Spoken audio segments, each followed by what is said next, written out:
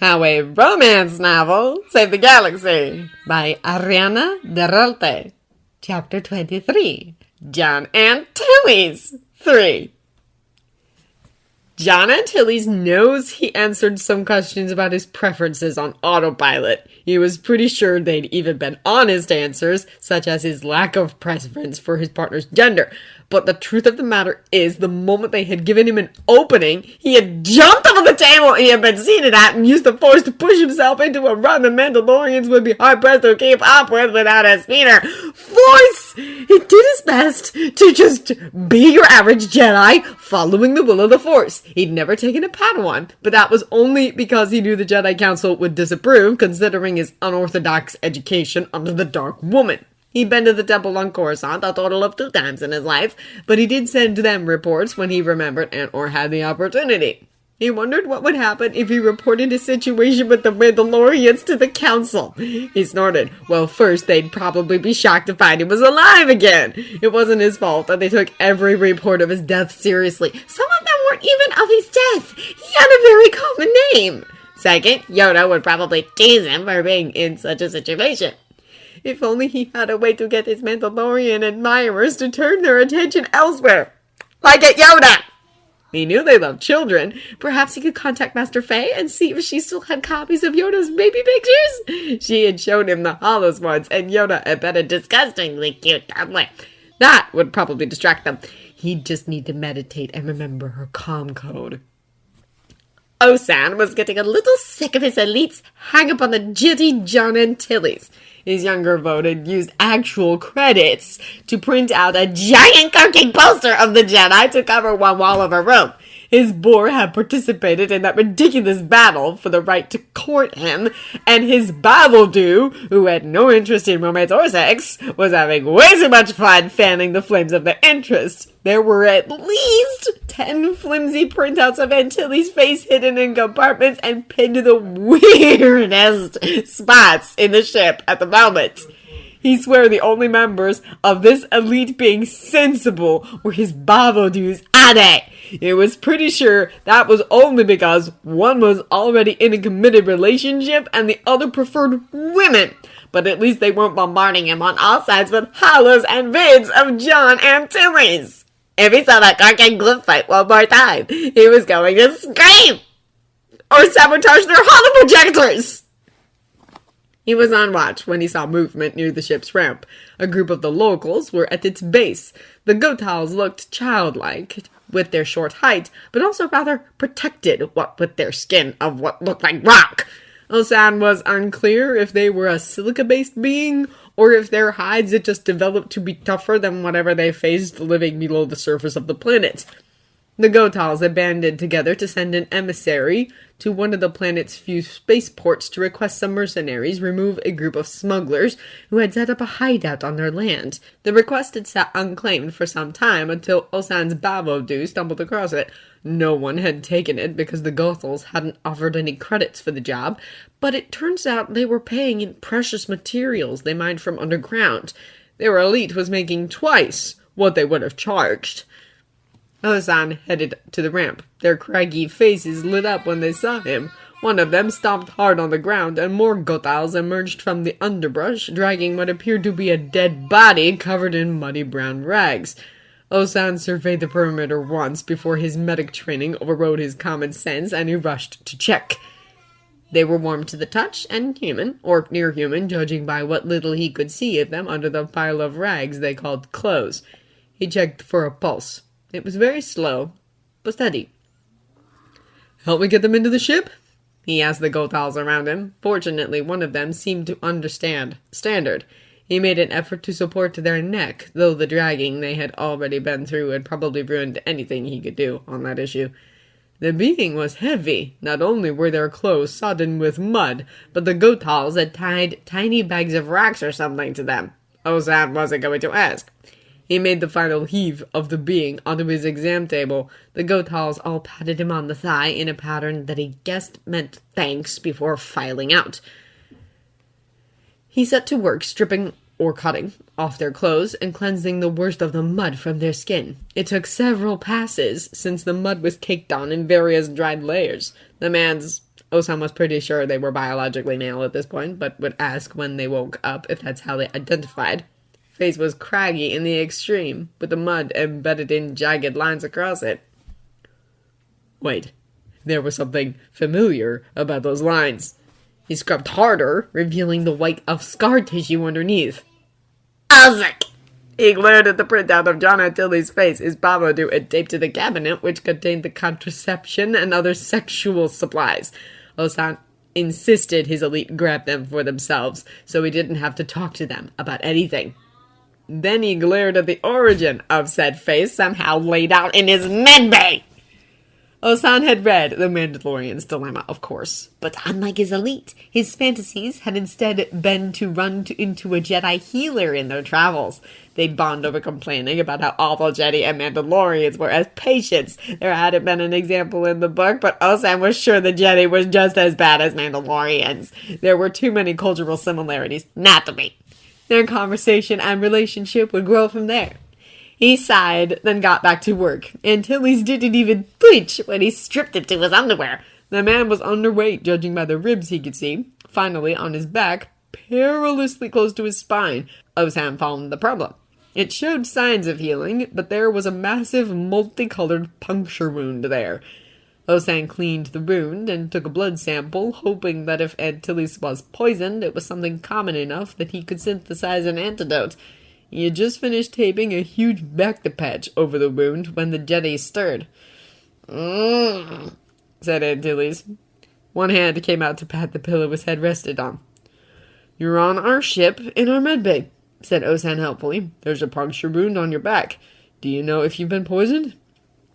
Antilles pushed himself up, barely wincing when it pulled at the wound. I was poisoned, he explained. It's gone now. He sat on the edge of the bed and finally looked at Osan. The Jedi froze, eyes fixed on Osan's chest. Osan looked down to see if there was something other than his armor there, just mud from carrying Antilles. You're a Mandalorian, said Antilles. He made to stand up, but Osan gently pushed him back down. He kept his hand on the Jedi's shoulder in the hopes it would keep him sitting. And you're a Jedi. Now, if you're done stating the obvious, you need to rest and let that puncture heal before you move. A few centimeters to the side and it would have hit your spine. It should be mostly healed by now. The healing trance got the worst of it. Osan desperately wanted to know more about this healing trance thing, but his patient was skittish enough already. It still looked like Osik a minute ago. Let the Bacta do its work. I'm perfectly fine, insisted Antilles. The Force takes care of me. He gestured to all of them. There wasn't an inch of his body that didn't have some sort of scar. Osan patted him on the shoulder. Yes, your scars are very sexy. You're also underweight for your height. Does the Force not feed you? I'm not sure how long I was in that trance. What day is it? Osan told him. It had been quite a few days, based on the look of chagrin on Antilles' face. If I get you some food, will you promise to stay seated right there? You're not part of that Mandalorian fight club? No, said Osan. He certainly wasn't going to mention his boar or his Vode and how they'd freak out if they came back to find Antilles on their ship. It didn't matter anyway. He wasn't letting Antilles off until he was fully healed and fed. I'll stay, said Antilles after a pause. Osan contemplated locking the door on his way out just to be sure, but decided it might freak the Jedi out. He went and grabbed soup loaded with extra nutrient paste, fresh fruit, and some calorie-dense cubes from Orlandia, which tasted inexplicably like caramel, despite having little sugar. Thankfully, Antilles was still on the bed when he returned, but he looked even more ready to bolt than before. Osan handed him the tray, hoping it would keep him here. Antilles took it automatically. Why is there a picture of my face taped to that drawer over there? Osan sighed. My Babadook keeps taping pictures of your face all over the ship as a joke. What? Because he thinks it's funny? And the reactions of his boar and Vode were pretty amusing every time they found a new one in some hidden place. No, why would it be my face? Why are Mandalorians suddenly acting like this? Why did Osan have to deal with this? Eat your food, and I'll explain. He waited until Antilles picked up his spoon before he started. A few months ago, a book was published about Mandalorians and Jedi, a romance novel. Antilles grimaced but kept eating. I don't know about the Jedi opinion on it, but it captured the imagination of pretty much every Mandalorian who read it. This is what we as Mandalorians were meant to be. Dedicated and brilliant warriors who fight to protect children, find a partner, and achieve our goals. Antilles had finished the soup. Osam wondered if he could get him to eat a second bowl. He really looked ridiculously skinny. So the partner in this case was a Jedi? Antilles asked. Osam nodded. You really should read it for yourself, but it seems pretty accurate about the Jedi on the whole. There had been enough reported encounters between Mandalorians and Jedi by now to confirm that, including them being ridiculously good in bed. Osan switched to staring at the wall behind Antilles rather than staring at all his very attractive scars. But why me then? Antilles seemed genuinely confused. Eat your fruit, ordered Osan. To a Mandalorian, your scars show you're a veteran warrior. Also, you Karking took down an entire enclave of pirates by yourself while Karking flying! That was nothing special, said Antilles. And he was humble too. It was special, but it probably didn't help that they took a vid of it. I don't think there's a Mandalorian in the Outer Rim who hasn't seen it. The only more attractive thing you could have done was, I don't know, save a ship full of orphaned children at the same time. There was a rueful look on Antilles' face that said he probably had saved a ship full of orphaned children before. Bits, he muttered. He took a bite of a calorie cube before Osan had to remind him. Is there any way to get them to stop? Well, yes. You can simply tell them you're not interested. I don't think it's going to stop anyone from lusting after you or watching you, but they will back off on the sexual advances. Nareel's Super Commando Codex was very clear on issues of consent. My boar is a member of your little fan club and can pass on any message you want. Antilles grimaced. So there's no way of just getting them to ignore me? It's interfering with my missions. Sam raised an eyebrow. Seems like you could use some interference if it stops you from lying half dead, covered in mud, while poisoned for a week. I was fine, muttered Antilles, but he dropped his gaze to the now empty tray. Jedi truly were as stubborn as Mandalorians. You could also just date one of them. My understanding is there's been some solemn vows to not interfere with whoever you chose.